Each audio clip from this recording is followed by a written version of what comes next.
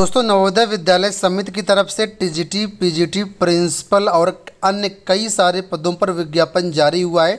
इसका मैं part 1 already बना चुका हूं, तो अगर आपने पार्ट 1 वीडियो नहीं देखा हुआ है तो इस वीडियो के बाद पार्ट 1 ज़रूर देख लीजिएगा। लिंक वीडियो के डिस्क्रिप्शन में मिल जाएगा। उस वीडियो में मैंने इस नोटिफिकेशन के बारे में संपूर्ण जानकारी दी है। इस वीडियो में मैं बात करूँगा यहाँ पर सब्जेक्ट कॉम्बिनेशन के बारे में। टीजीटी, पीजीटी में क्या क्या सब्जेक्ट कॉम्बिनेशन किस विषय के सापेक्ष रहेगा, सारी जानकारी इस वीडियो के माध्यम से हम आपको देंगे। ठीक है, तो हम चलते हैं सबसे पहले पीजीटी की तरफ।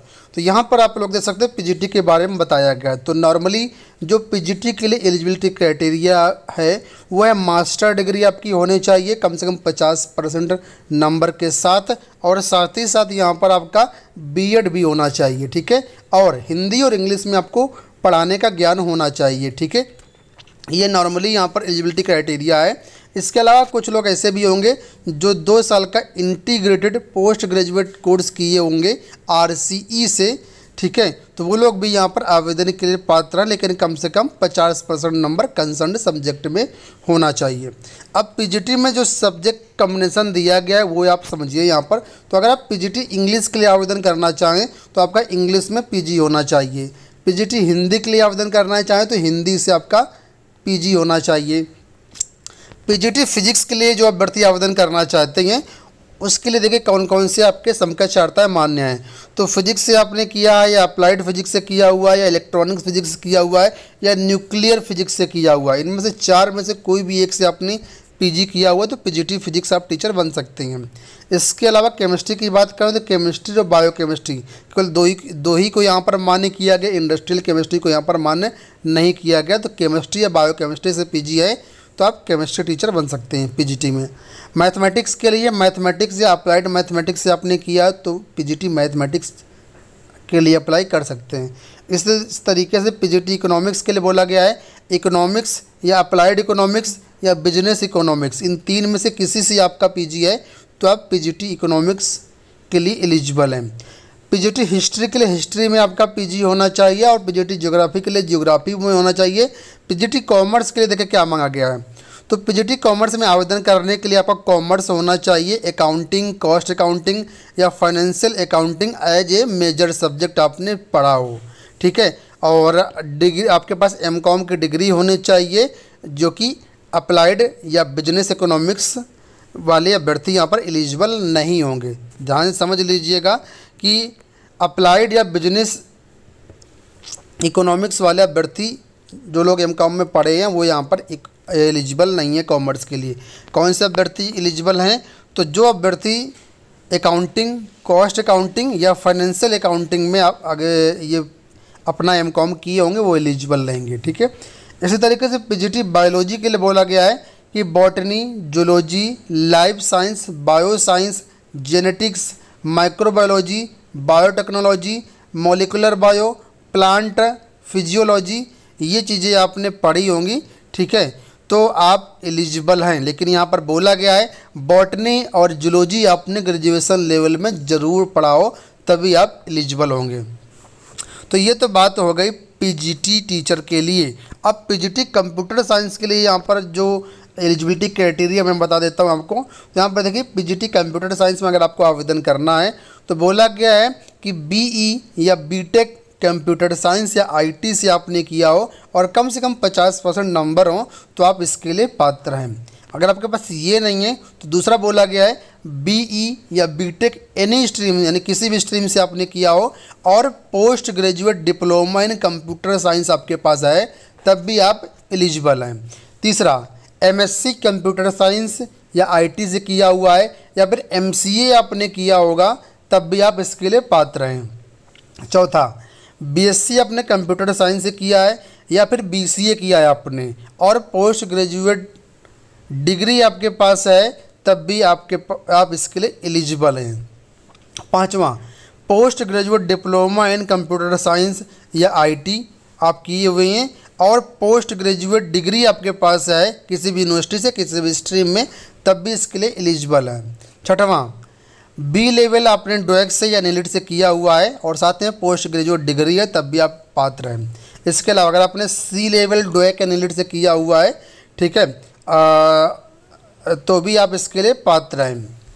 ठीक है, अब जो पीजीटी कंप्यूटर साइंस वाली पोस्ट है उसमें बीएड कंपलसरी नहीं है, लेकिन हाँ अगर आपके पास होगा तो आपको वरीयता यहाँ पर मिलेगी। ठीक है, बीएड जो है कंपलसरी नहीं है। अब टीजीटी की बात कर लेते हैं। टीजीटी में सब्जेक्ट कॉम्बिनेशन जो है, तो टीजीटी में आगे बढ़ने से पहले मैं प्रवक्ता की आपको एज बता देता हूँ। तो एज यहाँ पर अधिकतम रहेगी 40 साल और वेतन जो आपको मिलेगा लेवल 8 के अकॉर्डिंग मिलेगा। ठीक है, बाकी जो एज रिलैक्सेशन होता है वो अलग से मिलता है, उसको मैंने पार्ट 1 में कवर किया है, आप उसको देख लीजिएगा। अब देखिए टीजीटी में आए तो यहाँ पर टीजीटी में जो वेतन मिलेगा लेवल 7 के अकॉर्डिंग मिलेगा। अधिकतम एज यहाँ पर 35 साल रहेगी। अब जो टीजीटी के लिए एलिजिबिलिटी क्राइटेरिया सिंपल सा वो ये है कि बैचलर डिग्री आपने किया हो, ठीक है, कम से कम 50% नंबर के साथ में आपने बीएड भी किया हो, और इसके साथ टीजीटी में आवेदन करने के लिए आपको जो है सीटेट लेवल 2 जो होता है वो आपका क्वालिफाई हो, और हिंदी इंग्लिश में पढ़ाने का आपको ज्ञान भी होना चाहिए। डिजायरेबल में कुछ क्वालिफिकेशन मांगी गई, अगर आपके पास है तो अच्छी बात है, नहीं है तो कंपलसरी नहीं है। जैसे कि रेजिडेंशियल स्कूल में पढ़ाने का अनुभव या नॉलेज ऑफ कंप्यूटर, ये डिजायरेबल में है। अब हम सब्जेक्ट कॉम्बिनेशन के अकॉर्डिंग ये देखते हैं कि क्या क्या सब्जेक्ट कॉम्बिनेशन रहेगा विभिन्न विषयों के सापेक्ष में, क्योंकि बहुत सारे अभ्यर्थी इसके बारे में पूछ रहे थे। यहाँ पर देखिए मेंशन किया गया टीजीटी हिंदी के लिए जो अभ्यर्थी आवेदन करना चाहें वो हिंदी आपने 3 साल ग्रेजुएशन में पढ़ी हुई होनी चाहिए। ठीक है, यहाँ पर स्पष्ट रूप से लिखा है 3 ईयर्स ऑफ डिग्री कोर्स, 3 साल आपने हिंदी पढ़ा होगा तभी आप हिंदी के लिए आवेदन कर पाएंगे।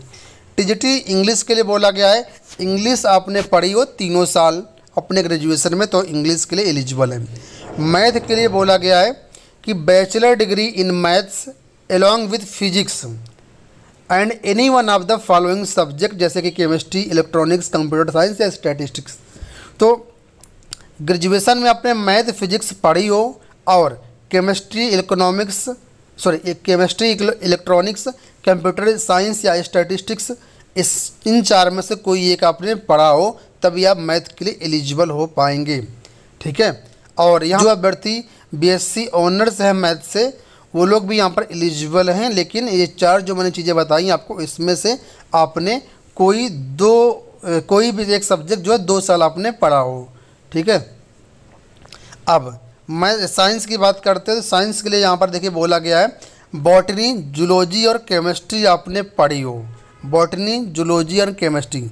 Number 1, the candidate should have studied botany, zoology and chemistry during the all 3 years in graduation.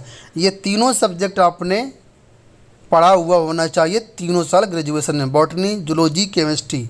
ध्यान रखना यहाँ पर मैथ वाले एलिजिबल नहीं है साइंस के लिए।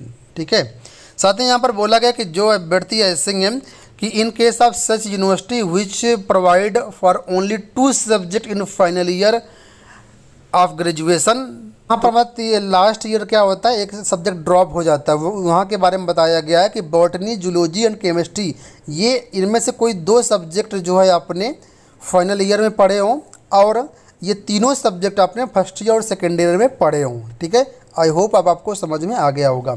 चलिए सोशल साइंस की बात करते हैं। सोशल साइंस के बारे में यहाँ पर बताया गया है हिस्ट्री के साथ आपने ज्योग्राफी, इकोनॉमिक्स या पॉलिटिकल साइंस आपने अगर पढ़ा है तो आप एलिजिबल है। मतलब हिस्ट्री के साथ इन तीनों में से कोई एक आपने पढ़ा है तो एलिजिबल, मतलब हिस्ट्री या ज्योग्राफी पढ़ा है तब भी एलिजिबल है, हिस्ट्री इकोनॉमिक्स पढ़ा है तब भी एलिजिबल है, हिस्ट्री पॉलिटिकल साइंस आपने पढ़ा है तब भी एलिजिबल है। अगर आपके पास ये नहीं है तो क्या होना चाहिए, तो यहाँ पर देखिए बोला गया है ज्योग्राफी विद हिस्ट्री और इकोनॉमिक्स और political science, in other words candidate should have at least 2 subject, history, geography, economics, political science. ठीक है, इनमें से कोई 2 सब्जेक्ट आपने पढ़े हुए होने चाहिए, लेकिन हिस्ट्री और ज्योग्राफी में कोई एक सब्जेक्ट आपके पास जरूर होना चाहिए। ठीक है, आगे लिखा है कि हिस्ट्री या geography as above should have been studied for all the 3 years, ना हिस्ट्री या ज्योग्राफी में से कोई भी एक सब्जेक्ट आपने 3 साल पढ़ा हुआ होना चाहिए। ठीक है, तो ये बात हो गई सोशल साइंस के बारे में। अब यहाँ पर देखिए बात की गई थर्ड लैंग्वेज के बारे में, तो लिखा concerned regional language as subject elective subject in the all 3 years of degree courses. कई सारे सब थर्ड लैंग्वेज के यहाँ पर टीचरों की भर्ती हो रही, तो उसके लिए बोला गया जिस थर्ड लैंग्वेज में आप आवेदन करना चाह रही हैं वो सब्जेक्ट आपने 3 साल ग्रेजुएशन में पढ़ा हुआ होना चाहिए।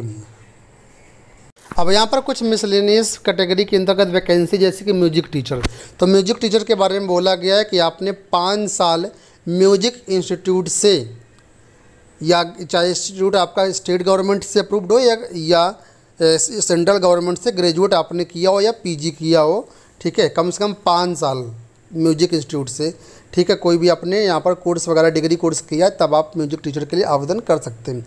इसके अलावा अगर आपने बैचलर डिग्री म्यूजिक से लिया हुआ है तब भी आप आवेदन कर सकते हैं, या हायर सेकेंडरी या सीनियर सेकेंडरी के साथ ये कई सारी क्वालिफ़िकेशन यहाँ पर दी गई, इसमें से कोई भी आपके पास है तो आप इसमें आवेदन कर सकते हैं, ठीक है। इसके अलावा यहाँ पर कुछ चीज़ें और हैं कि फॉलोइंग डिग्री या डिप्लोमा अवार्डेड बाई प्राचीन कला केंद्र चंडीगढ़ से अगर आपने किया तब भी यहाँ पर आप आवेदन कर सकते हैं।